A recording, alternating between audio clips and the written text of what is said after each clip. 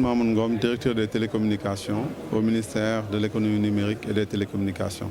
Aujourd'hui, on était réunis pour le forum libéral sur le numérique qui a été organisé par la Fondation Friedrich Naumann en collaboration avec le ministère de l'économie numérique et des télécommunications.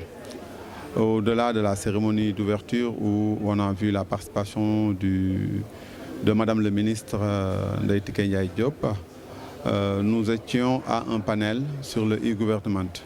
Et au niveau de ce panel, il y avait différents participants qui sont revenus non seulement sur la stratégie Sénégal numérique 2025 par rapport à la politique de l'État sur le e-government, par rapport aux attentes du secteur privé et des citoyens, par rapport à toutes les démarches administratives qui peuvent être dématérialisées au niveau de l'État.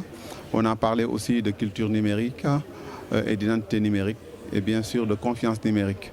Parce que avant toute utilisation, il faut que le citoyen ait confiance à l'outil qu'il utilise.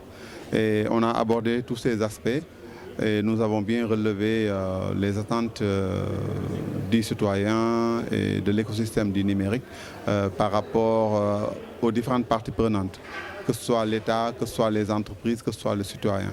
Donc c'était un panel assez riche où nous avons abordé tous ces aspects avec les différents intervenants.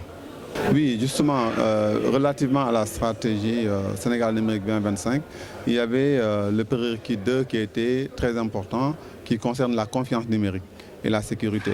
Et relativement à ça, il y a un certain nombre d'initiatives qui ont été prises au niveau du gouvernement avec l'ensemble de l'écosystème. Parce qu'on a élaboré une stratégie nationale de cybersécurité.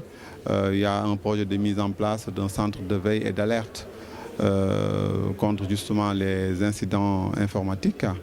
Et on a aussi eu des projets relatifs à la révision du cadre juridique, justement par rapport à la protection des données personnelles des citoyens.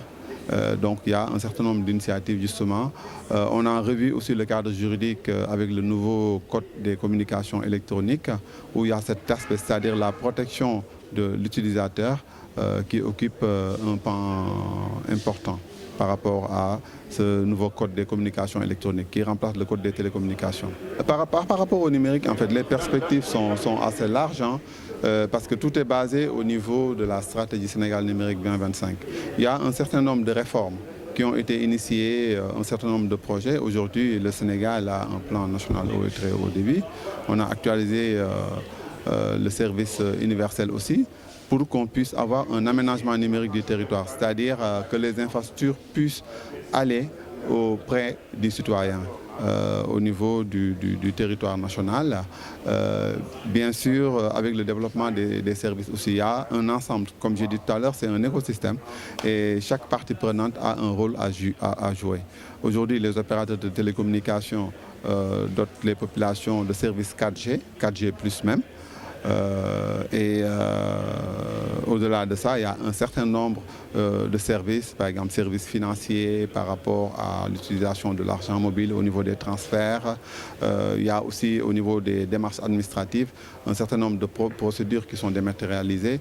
Donc il y a un ensemble d'actions faites aujourd'hui dans le cadre de la mise en œuvre de la stratégie Sénégal numérique 2025.